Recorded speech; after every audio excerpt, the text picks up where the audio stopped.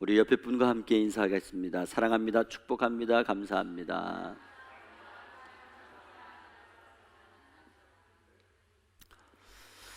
우리 이 시간에 한 번 더 인사할 때 우리 신앙의 금메달 받읍시다. 시작.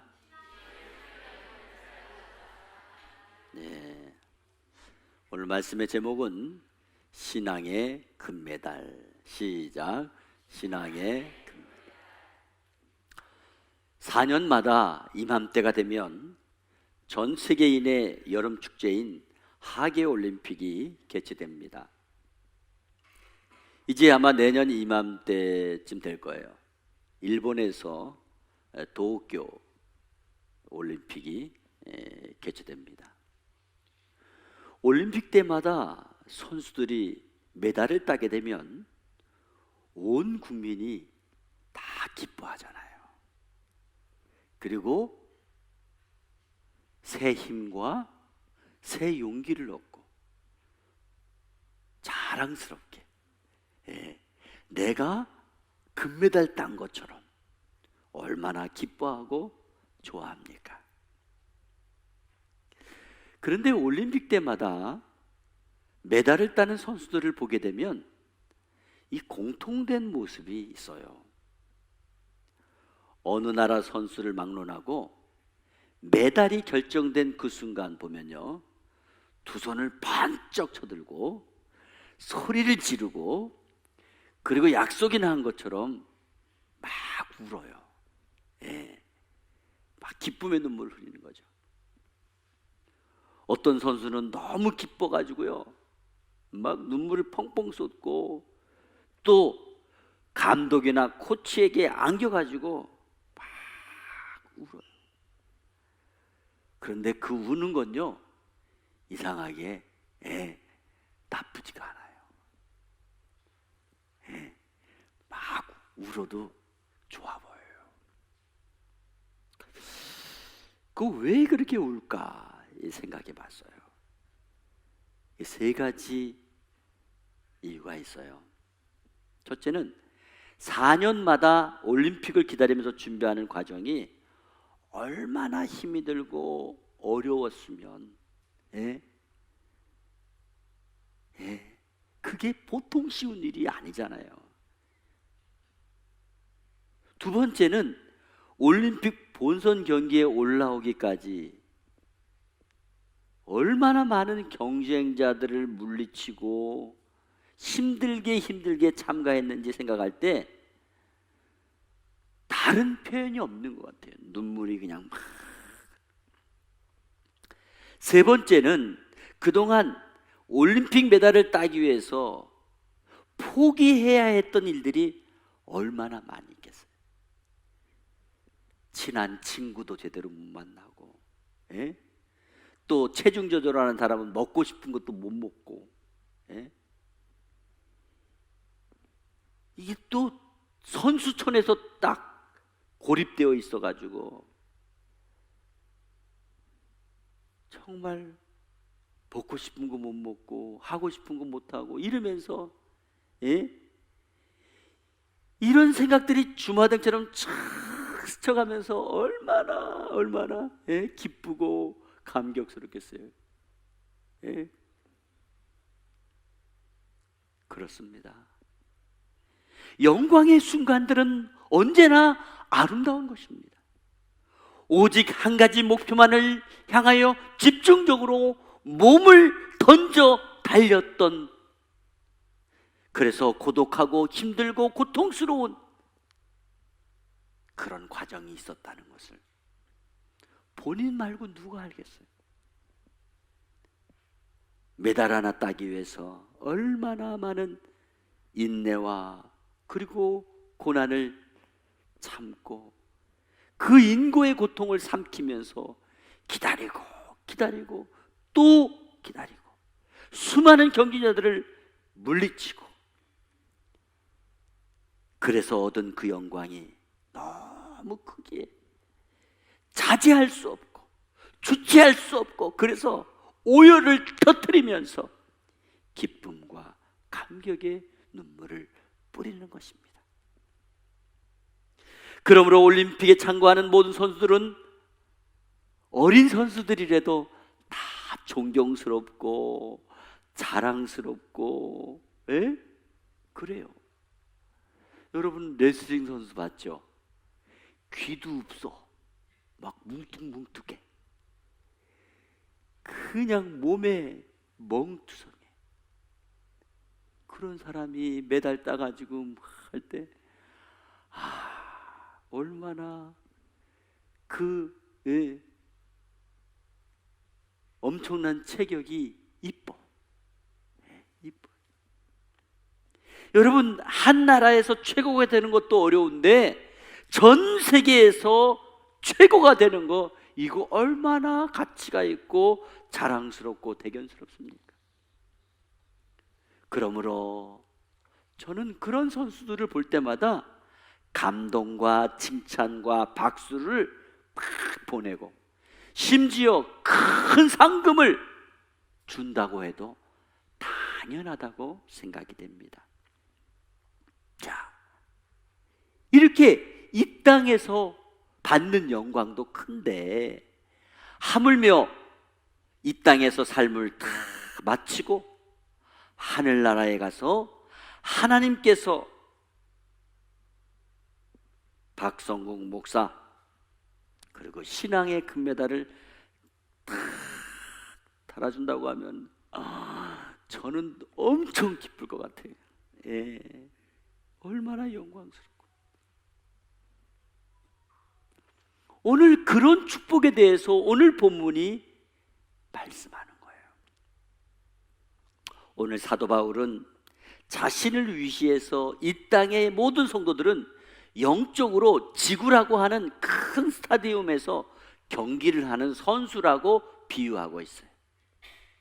여기 운동장을 의미하는 스타디움이라는 말은 본래 200m의 원형 공간 거리를 나타내는 단위였습니다. 고대 그리스나 로마 사회의 중요한 사회생활의 한 분야가 이런 운동장을 중심으로 벌어졌던 것입니다.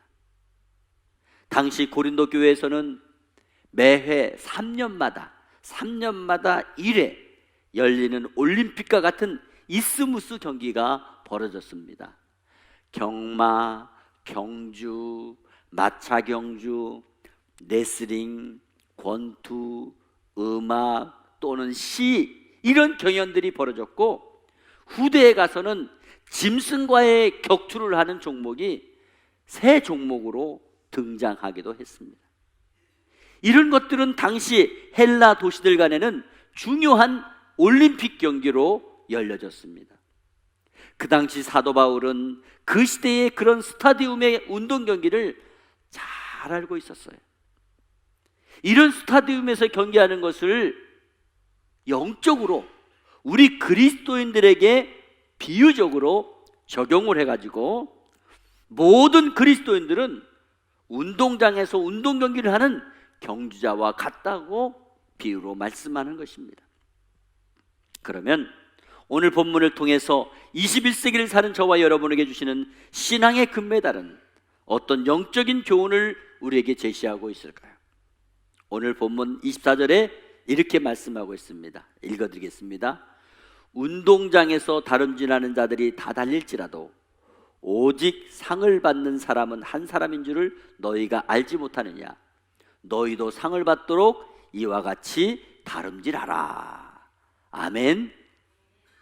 여기 보면 사도 바울은 성도들의 신앙생활이 그냥 생활하는 것이 아니라는 거예요. 우리의 신앙생활이 마치 운동장에서 운동 경기를 하는 것과 같다는 겁니다.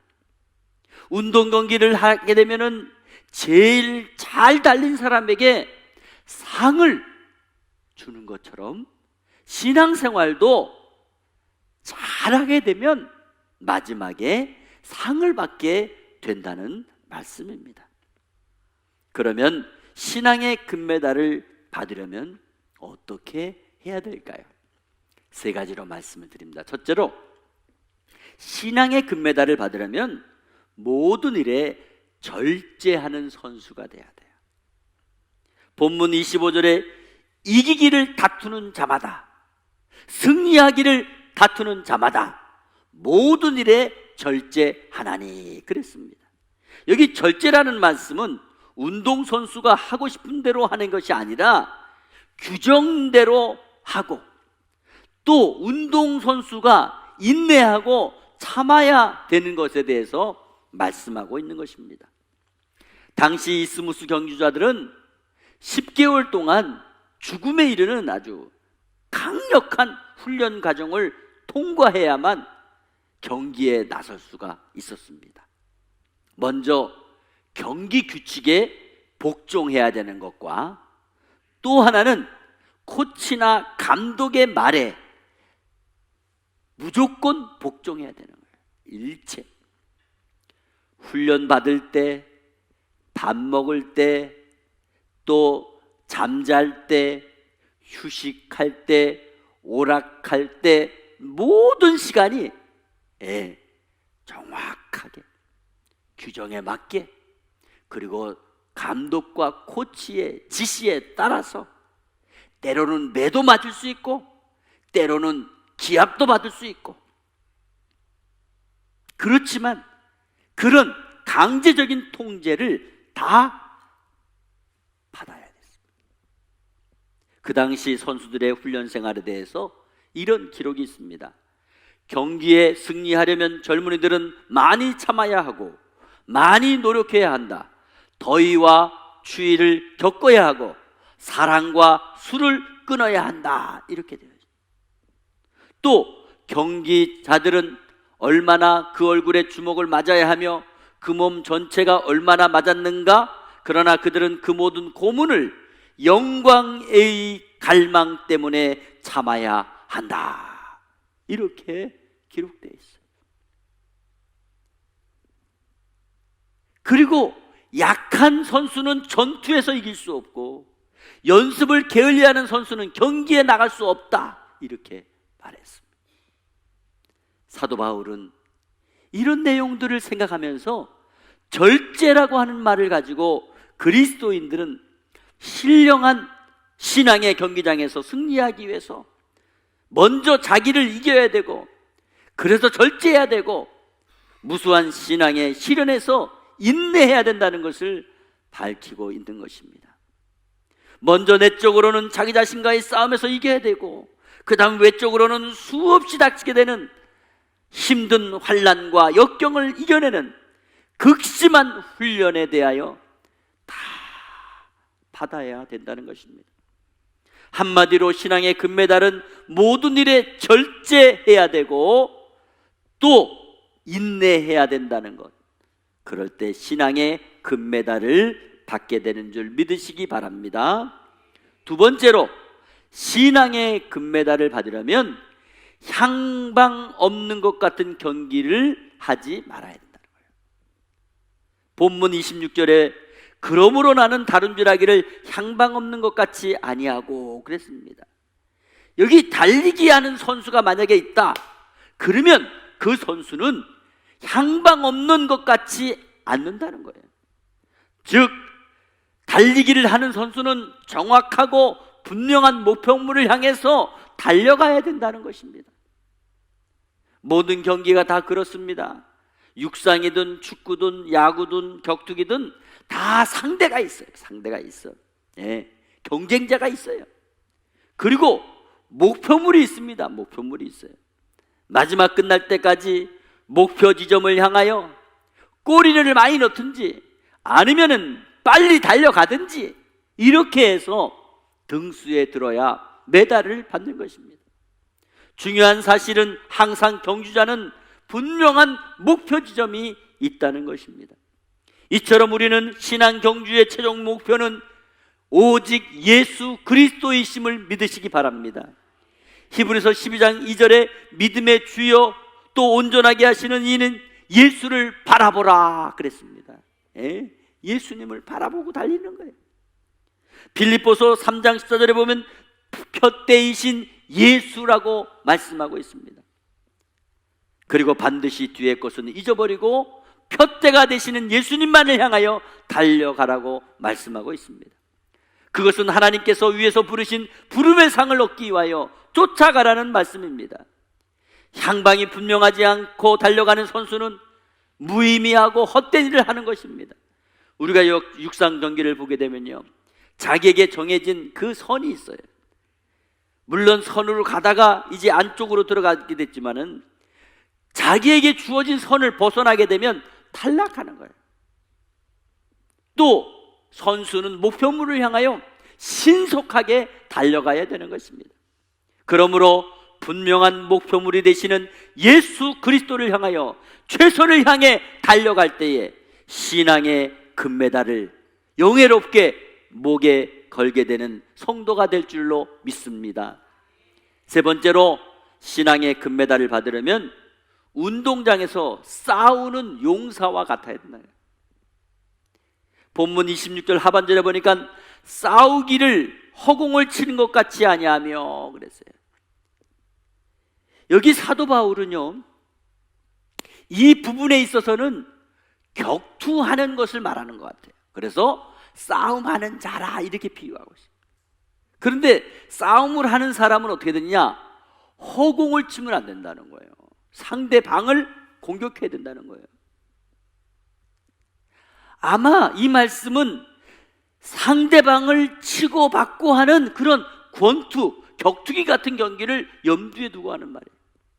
격투기 같은 운동은요, 주먹을 가지고 상대방을 정확하게 맞춰야 돼요. 많이 맞춰야 돼요. 그래야 점수가 나오는 거예요. 선수가 여기 있는데 위를 친다거나 또는 밑을 친다거나 옆을 친다거나 못 맞히면 안 된다는 거예요. 이런 상황에서는 아무리 열심히 땀 흘리고 또 힘을 많이 쓰고 수고해도 점수를 받지 못해. 왜? 허공을 쳤기 때문에. 패배자가 될 수밖에 없는 거예요.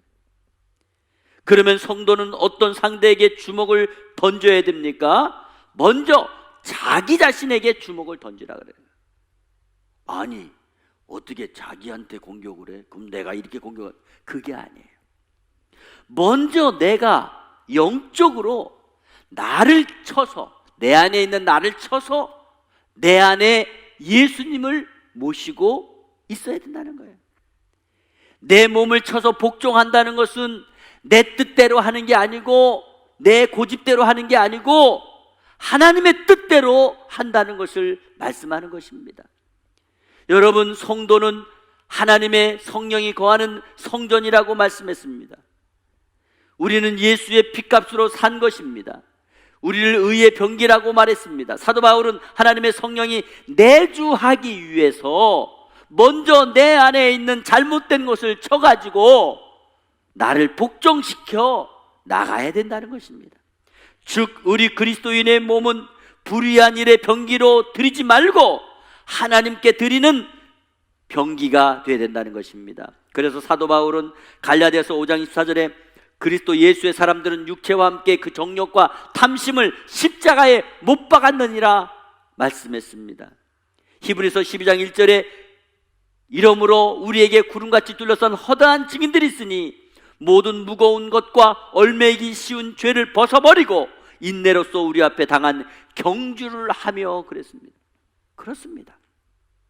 성도가 먼저 자기를 쳐서 하나님 앞에 굴복시킨 다음에 그리고 우리는 예수의 힘으로, 성령의 힘으로 복음을 증거하고 복음의 펀치를 날려서 영적인 승리를 하게 된다는 말씀입니다. 앞으로 내년 이맘때가 되면 일본 도쿄에서 세계인의 잔치인 2020 하계 올림픽이 한창 뜨거운 열기로 수많은 경기를 하게 될 것입니다. 여러 종목으로 각기 다른 경기를 하게 되면 각 종목에서 가장 뛰어난 사람에게 금메달 그리고 은메달, 동메달을 수여할 것입니다. 세계 77억 인구 중에 64억 이상의 인구가 주목하는 세계인의 스포츠 축제를 보면서 우리가 깨달을 수 있는 것이 무엇입니까? 왜 우리는 나와 직접적으로 상관이 없는 올림픽 메달을 놓고 흥분을 하며 함께 행복해하고 함께 힘들어하고 함께 속상해하고 그것 때문에 기분이 좋았다 나빴다 하며 마치 삶의 중요한 부분처럼 작용하게 되는 걸까요? 그것은 그 메달이 중요한 위치에 있기 때문입니다. 그 메달이 엄청난 가치를 소유하고 있기 때문입니다. 그렇다고 한다면 우리 그리스도인들은 여기 지구라고 하는 하나님의 둥근 스타디움에서 신앙의 경주를 하는 것입니다. 우리는 이 땅에서 신앙의 경기를 하는 자들입니다. 허다한 구름 같은 둘러싼 역사의 증인들이 보는 앞에서 믿음의 경주를 하는 것입니다. 우린 여기서 신앙의 금메달을 받아야 됩니다. 그러기 위해서는 우리의 신앙생활도 올림픽에 나가 메달을 따려는 그런 사람과 전혀 다를 바가 없는 것입니다. 신앙의 금메달을 따기 위해서 우리는 먼저 절제하시기 바랍니다.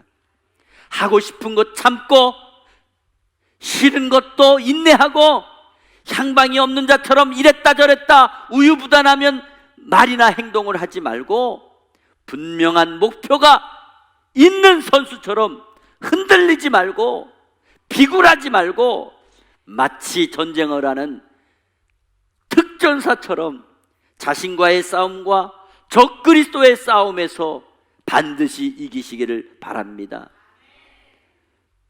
여러분도 아마 그럴 거예요. 올림픽을 이렇게 보면서 저 선수는 이기겠다, 저 선수는 지겠다, 우리가 보면 알잖아요. 저는 그렇게 생각해요. 우리의 신앙생활 하는 거 보면 정말 저분은 금메달, 신앙의 금메달 받겠다, 안 받겠다, 우리끼리도 느끼지 않아요? 사도 바울은 우리 성도들이 달리기 하는 선수라고 말했어요. 그리고 싸움하는 영적인 군사라고 말했어요. 또 이기기 위해 싸우는 선수라고 말했어요. 그리고 그 이김의 결과는 썩지 아니할 상을 받는 것이라 그랬습니다. 무슨 말이에요? 여러분, 이 땅에서 받는 그 금메달도 엄청나게 중요하잖아요. 그런데 그런 것들이 뭐냐? 다 썩는 거예요. 여러분, 죽을 때 금메달 가지고 가요? 아니란 말이에요. 이 땅의 것은 다 썩을 것이야. 이스무스 경기장에서 또는 올림픽에서 마라톤의 승자에게 씌우는 월계관, 이 면류관, 이게 굉장한 거지만 우리나라의 송기정 선수가 받은 그 월계관, 대단한 거죠. 그러나 그것은 다 썩어질 것이다. 하지만 영적인 싸움에서 이긴 영적 선수들에게 주는 면류관, 그것은 영원히 썩지 않는 생명의 면류관이라는 것입니다. 자랑의 면류관, 의의 면류관, 영광의 면류관, 썩지 않을 면류관이라는 것입니다. 그러므로 오직 하늘의 상을 받는 자가 되기 위해 최선을 다하시기를 바랍니다. 절제하는 삶, 참고 인내하는 삶을 사시기 바랍니다. 허공을 치는 싸움이 아니라 나 자신을 쳐서 복종시키고 영적인 싸움에서 승리해야 된다는 것입니다. 사랑하는 성도 여러분, 우린 삶의 현장에서 마치 하계올림픽 경기에 임하는 선수처럼 지구라고 하는 둥근 경기장에서 영적인 경기를 하고 있는 것입니다. 우리는 신앙의 금메달을 위해 잘 싸워서 반드시 승리해야 될 줄 믿습니다. 우리는 그날을 향한 신앙의 금메달을 의식하고 하늘나라의 영광의 시상대 앞에서 그리스도인 된 내가 영적인 능력을 행사하여 먼 날 예수님 앞에서 신앙의 금메달을 다 목에 걸게 되는 감격스러운 영광의 날의 주인공이 다 될 수 있기를 주 예수 그리스도의 이름으로 축원합니다. 축원합니다.